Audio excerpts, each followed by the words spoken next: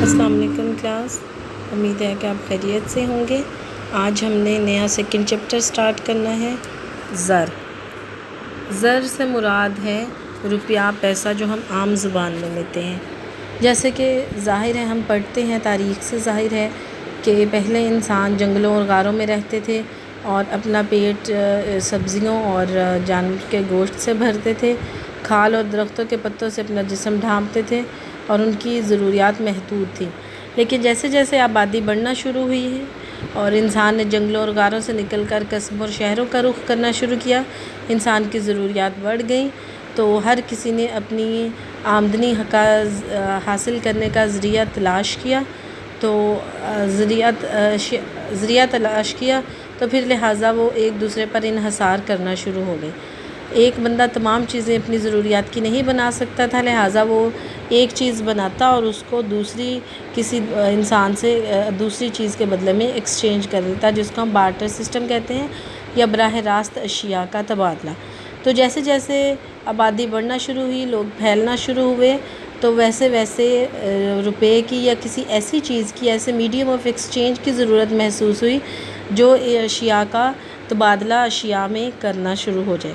اب اس میں سب سے پہلے ہم دیکھتے ہیں کہ براہ راست تبادلہ کا نظام یہی تھا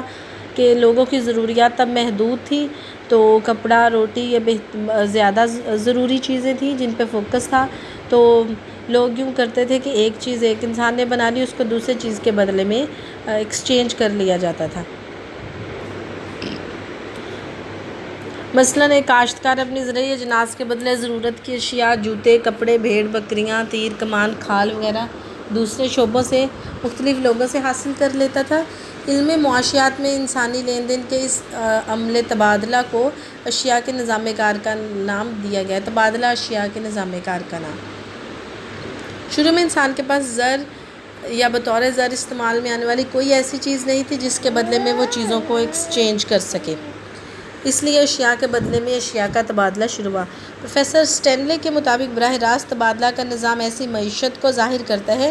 جس میں کوئی بھی شے قبول عامہ کی حیثیت حاصل نہیں رکھتی اور اشیاء کا تبادلہ اشیاء سے ہوتا ہے۔ قبولیت عامہ کا مطلب ہے کہ ایسی چیز جس کو ہر بندہ قبول کرے، کوئی حیل و حجت کا شکار نہ ہو، جیسے کہ آج کل کے دور میں پاکستان میں روپیہ ہے، کوئی بھی آپ کو یہ نہیں کہہ سکتا کہ یہ 10 کا نوٹ میں قبول نہیں کروں گا، یہ 100 کا نوٹ قبول نہیں کروں گا، 1000 کا یا 5000 کا نوٹ قبول نہیں کروں گا۔ لہٰذا سادہ الفاظ میں براہ راست تبادلہ کی تعریف یوں کی جا سکتی ہے کہ براہ راست تبادلہ کے تحت اشیاء کا تبادلہ براہ راست اشیاء سے کیا جاتا ہے اور زر کو استعمال نہیں کیا جاتا۔ اب براہ راست تبادلہ کے نظام کی مشکلات، یہ نظام کیوں ختم ہوا؟ تو سب سے پہلے تھی ضروریات کی دو طرفہ مطابقت کا فقدان، یعنی کہ ایک بندے کو ضرورت ہے ایک چیز کی، تو وہ اس کو دوسری چیز کے ساتھ ایکسچینج کرنا چاہتا ہے، تو ہو سکتا ہے کہ جس انسان کے ساتھ وہ اس چیز کو ایکسچینج کرنا چاہے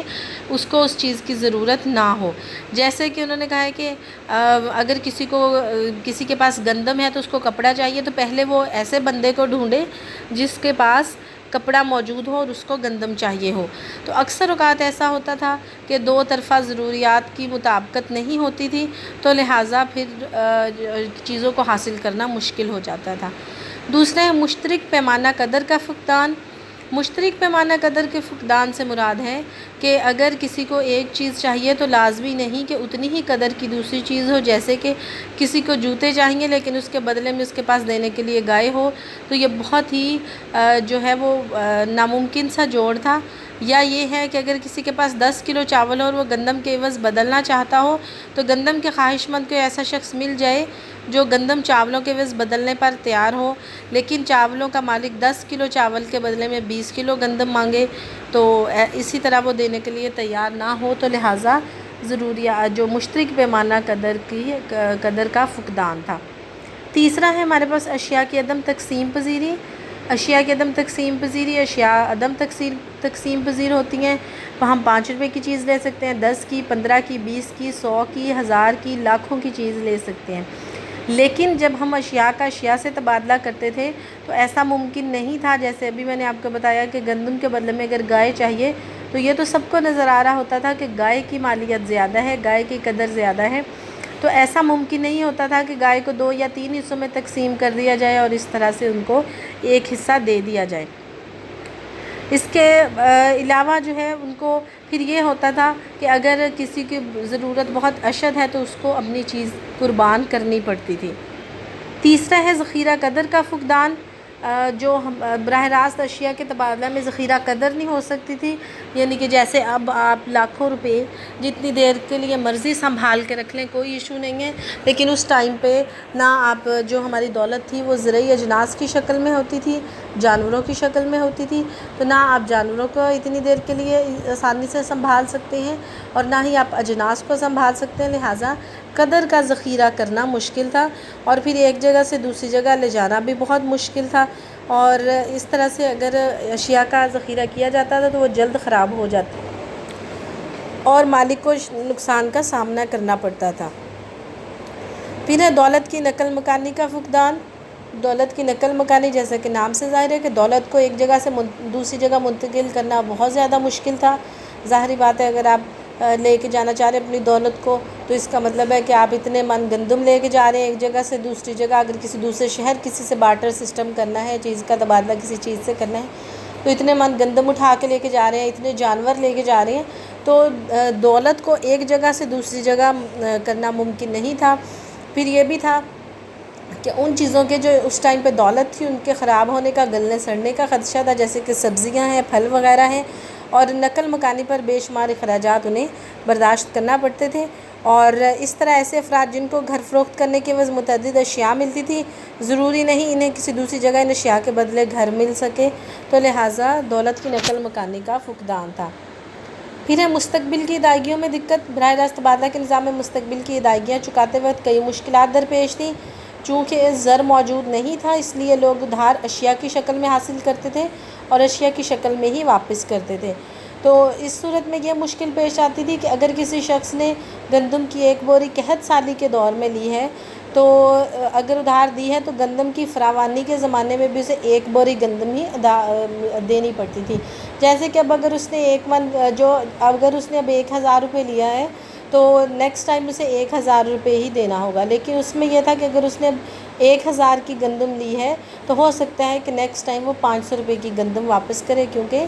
گندم کی قیمت کم ہو گئی ہے، تو لہٰذا مستقبل کی ادائیگیوں میں دقت ہوتی تھی، اور اسی طرح لین دین کے معاملے میں مویشیوں کا استعمال بھی ہوتا تھا۔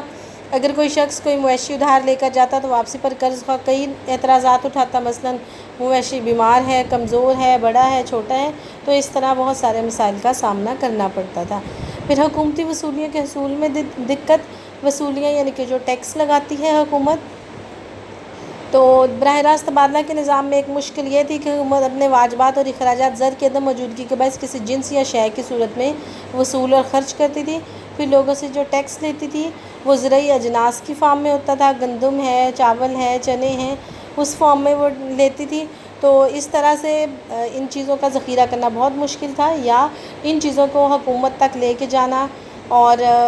خرچ کرنا یہ بہت مشکل تھا، چیزیں خراب ہو جاتی تھی، بہت زیادہ ان پہ نقل مکانی کا خرچ آتا تھا، تو اس طرح سے عدم تقسیم پذیری، ذخیرہ قدر کا نہ ہونا،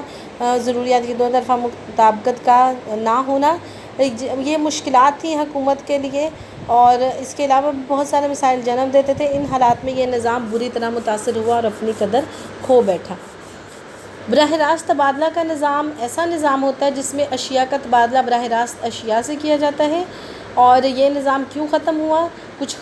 خامیاں تھیں اس کی، کچھ مشکلات تھیں جس کی وجہ سے۔ سب سے پہلے ہم نے پڑھی ضروریات کی دو طرفہ مطابقت کا فقدان۔ اگر آپ کو ایک چیز چاہیے اور آپ کے پاس دوسری چیز ہے تو ضروری ہے کہ آپ کو ایسا بندہ چاہیے جو وہ چیز لینے کے لیے تیار ہو جو آپ کے پاس ہے، اور وہ چیز دینے کے لیے تیار ہو جو آپ لینا چاہتے ہیں۔ مثلاً اگر آپ گندم دے کے چاول لینا چاہتے ہیں تو ایک ایسا بندہ ہونا چاہیے جو چاول دے کے گندم لینا چاہتا ہو، تو یہ ایسے بندے کو ڈھونڈنا کافی مشکل تھا، تو سب سے پہلی جو اس کی مشکل تھی وہ ضروریات کی دو طرفہ مطابقت کا فقدان تھا۔ دوسرا تھا مشترک پیمانہ قدر کا فقدان۔ مشترک پیمانہ قدر کا فقدان تھا کہ کسی کے پاس ایک چیز زیادہ مہنگی ہے، دوسرے کے پاس ایک چیز زیادہ سستی ہے، تو چونکہ انہیں یہ وہ چیز ضروری چاہیے ہوتی تھی، تو پھر وہ مشترک پیمانہ قدر یعنی کہ ہونا تو ایسے چاہیے نا کہ اگر 10 روپے کی گندم ہے تو 10 روپے کے ہی چاول ہونے چاہیے، لیکن اکثر اوقات ایسا ہوتا تھا کہ 10 روپے کی چیز کے بدلے میں انہیں 100 روپے پے کرنا پڑتے تھے۔ پھر اشیاء کی عدم تقسیم پذیری ہے۔ اشیاء کی عدم تقسیم پذیری کہ اگر کسی کو کوئی بھی چیز خریدنے کے لیے اس کے پاس زیادہ قدر کی چیز ہے تو ایسا پاسبل نہیں تھا کہ وہ اس کو کم کر لے، جیسے گائے ہے، بھینس ہے، بکریاں وغیرہ ہیں، تو اس طرح سے ان کو اپنی چیز کو قربان کرنا پڑتا تھا اپنی ضروریت کو پورا کرنے کے لیے۔ پھر ذخیرہ قدر کا فقدان ہے۔ جب دولت اشیاء پر مشتمل ہوتی تھی تو ان کو ذخیرہ کرنا، ان کو سیو کرنا مشکل تھا۔ اب آپ جہاں مرضی پیسے رکھیں، 5 اگر آپ 1 لاکھ کی بات کرتے ہیں تو تھوڑے سے اس کے کرنسی نوٹ ہوتے ہیں، اس کو آپ جہاں مرضی رکھ لیں، لیکن اشیاء کی صورت میں جب دولت اشیاء کی صورت میں ہوتی تھی تو اشیاء کو سیو کرنا بہت مشکل تھا۔ گندم ہے، وہ اجناس جو تھی وہ گل سڑ جاتی تھی، جانور مر جاتے تھے، تو اس طرح سے بہت زیادہ مشکل کا سامنا کرنا پڑتا تھا۔ پھر اگر دولت ایک جگہ سے دوسری جگہ منتقل کرنی ہے تو اس صورت میں بھی بہت زیادہ مشکل کا سامنا کرنا پڑتا تھا، دقت کا سامنا کرنا پڑتا تھا۔ تو اپنی دولت کو کیسے لے کے جایا جائے، اپنی فصل کو کیسے لے کے، اجناس کو کیسے لے کے جایا جائے، اپنے جانوروں کو کیسے لے کے جایا جائے، یہ بھی ایک بہت بڑا مسئلہ تھا۔ پھر مستقبل کی ادائیگیوں میں دقت ہے کہ اگر کوئی ادھار لے لیتا ہے یا قرض لے لیتا ہے تو آج اگر وہ کم اماؤنٹ کا قرض لیتا ہے تو نیکسٹ ٹائم اس کو زیادہ اماؤنٹ کا، یا اگر آج کوئی زیادہ اماؤنٹ کا، جیسے کہ انہوں نے مثال دی ہے کہ اگر قحط سالی کے دور میں، تو قحط سالی کا دور ہوتا ہے جب چیز کی شارٹیج ہو جاتی ہے، جب نارملی ہماری جو زرعی اجناس ہوتی ہیں، زرعی پیداوار ہوتی ہے، اس کی شارٹیج ہو جاتی ہے، تو اس صورت میں چیزوں کی قیمتیں بہت زیادہ بڑھ جاتی ہے، ڈبل بھی ہو جاتی ہے، ٹرپل بھی ہو جاتی ہے۔ تو اس صورت میں اگر کوئی گندم کی بوری لیتا ہے تو پھر اس کو خوشحالی میں واپس کرتا ہے تو خوشحالی میں اس کی قیمتیں ریسٹور ہو جاتی ہیں، اور جو دینے والا ہے اس کو نقصان ہوتا ہے۔ اور حکومتی وصولیوں کے حصول میں دقت، حکومت جو ٹیکس لگاتی تھی وہ بھی اس کو لوگوں کی اجناس اور ان تمام چیزوں کی صورت میں وصول کرنا پڑتا تھا، تو لہٰذا اس کو دوسرے شہروں میں لے کے جانا، حکومت کی نگرانی میں یہ سارا کام کرنا بہت زیادہ مشکل تھا۔ تو اس لیے براہ راست تبادلہ کا جو نظام تھا وہ فلاپ ہو گیا، اور انہوں نے کوئی ایسا آلٹرنیٹ تلاش کرنا شروع کیا جس سے وہ چیزوں کو ایکسچینج کر سکیں۔ آج انشاءاللہ بس اتنا ہی، کل ہم دوبارہ ہوگا۔ اللہ حافظ۔